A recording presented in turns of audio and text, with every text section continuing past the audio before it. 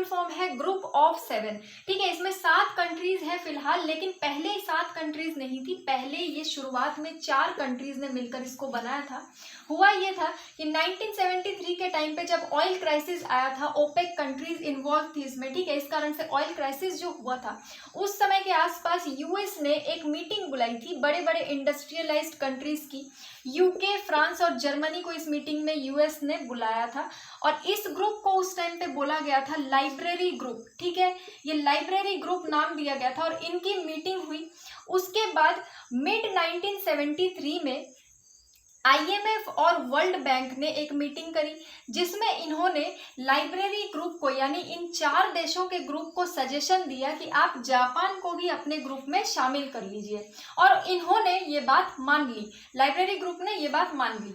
तो जब जापान को शामिल कर लिया गया तो ये बन गया G5, मतलब ग्रुप ऑफ 5 बन गया। ठीक है, ग्रुप ऑफ 5 कंट्रीज। इसमें कौन कौन शामिल हो गया? यूएस, यूके, फ्रांस, जर्मनी और जापान शामिल हो गया। पहला जो फॉर्मल समिट था वो 1975 में हुआ, फ्रांस में हुआ, और उस समय तक G5 जो कंट्रीज थी उनमें एक और कंट्री शामिल हो गई जो कि काफी बड़ी इंडस्ट्रियलाइज्ड कंट्री है जिसका नाम है इटली।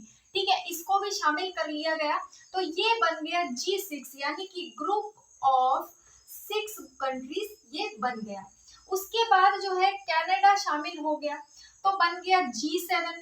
ठीक है, उसके बाद जो कि अभी भी G7 ही है, लेकिन उसके बाद 1998 में रशिया ने फॉर्मली G7 को ज्वाइन किया था। ठीक है, रशिया भी काफी बड़ी एक कंट्री है, बहुत ज्यादा डेवलप्ड है, इसलिए रशिया को भी इसमें शामिल किया गया था। 1998 में रशिया शामिल हुआ था और तब ये G7 कंट्रीज बन गई थी G8 रशिया के शामिल होने पर। लेकिन अब रशिया इसका मेंबर नहीं है, क्योंकि 2014 में जब रशिया ने क्रीमिया को अपने कब्जे में ले लिया था, यानी कि क्रीमिया को एनेक्स कर लिया था, तब जो ये G7 कंट्रीज थी जो कि G8 बन चुकी थी रशिया के मिक्स होने के बाद, वो बहुत ज्यादा नाराज हो गई थी कि इस तरीके से आप किसी की टेरिटरी को कैसे छीन सकते हो। पर रशिया तब कुछ नहीं माना उनकी बात। ठीक है, वो अपने पे अड़ा रहा। इसीलिए ग्रुप 8 जो कंट्रीज थी वो रशिया को हटा दिए और वो फिर से बन गई G7 कंट्रीज। तो ये है इसकी हिस्ट्री। यानी ग्रुप ऑफ 7 जो है उसमें US, UK, Germany, France, Canada, Italy और जापान, ये 7 कंट्रीज आते हैं। ठीक है, ईयू जो है यानी कि यूरोपियन यूनियन जो है ये भी इसका मेंबर है, बट मेंबर नहीं है, मतलब ये नॉन ऑफिशियल मेंबर है।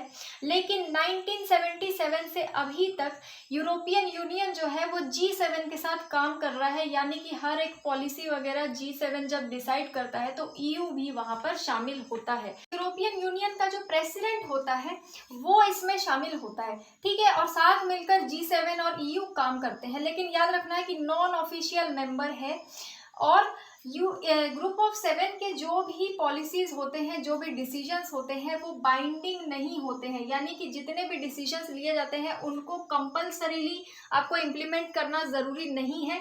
आपकी इच्छा है इम्प्लीमेंट करना चाहो तो करो, नहीं तो मत करो।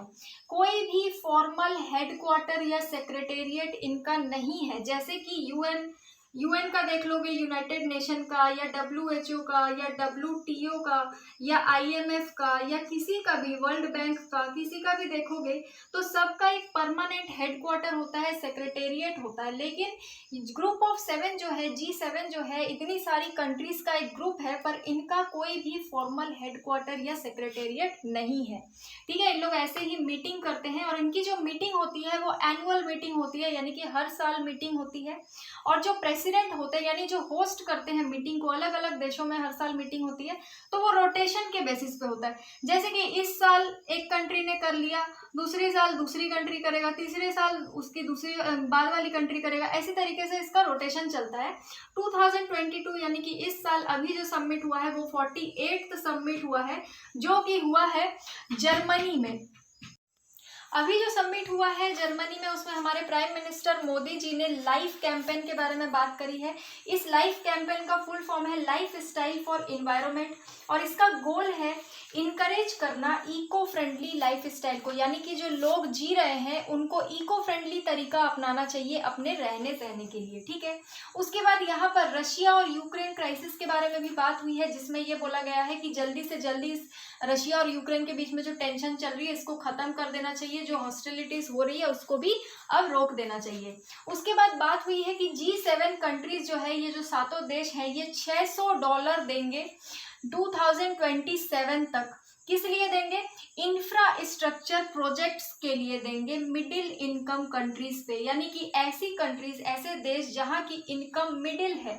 मिडिल इनकम कंट्रीज मतलब बहुत ज़्यादा पैसे वाले देश नहीं है वो, जिनके पास अपने बेहतर इंफ्रास्ट्रक्चर के लिए, चाहे वो किसी भी चीज़ से रिलेटेड हो, उसके लिए पैसे नहीं है, वो अच्छे से इन्वेस्ट नहीं कर पा रहे हैं, तो उसके लिए $600 दिया जाएगा G7 कंट्रीज के द्वारा, ये बोला गया है।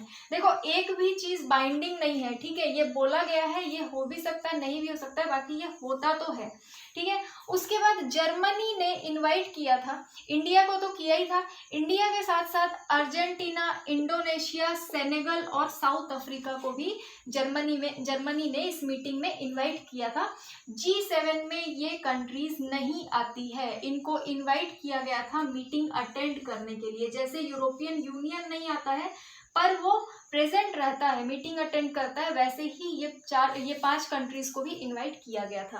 पीएम मोदी ने वहाँ पर क्लीन एनर्जी टेक्नोलॉजी की भी बात करी है। क्लीन एनर्जी टेक्नोलॉजी का मतलब होता है कोई भी ऐसा प्रोसेस या ऐसा सर्विस जो कि इन्वायरमेंट के नेगेटिव इम्पैक्ट को कम करे। अभी जो ग्रीन हाउस गैसेस का एमिशन है वो बहुत ज़्यादा बढ़ रहा है, पॉल्यूशन बहुत ज़्यादा बढ़ रहा है, इन्वायरमेंट बहुत ज़्यादा अफेक्टेड हो रहा है, ग्लोबल वार्मिंग बहुत ज़्यादा बढ़ गई है। इस कारण क्लीन एनर्जी को बहुत ज़्यादा बढ़ावा दिया जा रहा है, ठीक है, विंड एनर्जी, उसके बाद इसी तरीके की क्लीन एनर्जीज को बहुत बढ़ावा दिया जा रहा है। तो उसी की बात करी है मोदी जी ने कि क्लीन एनर्जी टेक्नोलॉजीज को बहुत ज़्यादा बढ़ावा देना चाहिए, और काफ़ी सारी बातें यहाँ पर हुई है ताकि हमारा जो इन्वायरमेंट इफेक्ट हो रहा है वो नहीं हो, ठीक है। तो ये सारी बातें इस साल मीटिंग में हुई है। इस साल समिट में आपको ध्यान रखना है, ये 5 कंट्रीज को बुलाया गया था अटेंड करने के लिए, जिसमें इंडिया भी शामिल था, ठीक है। तो आज के लिए इतना ही। आई होप आपको ये टॉपिक समझ में आया होगा। Thank you.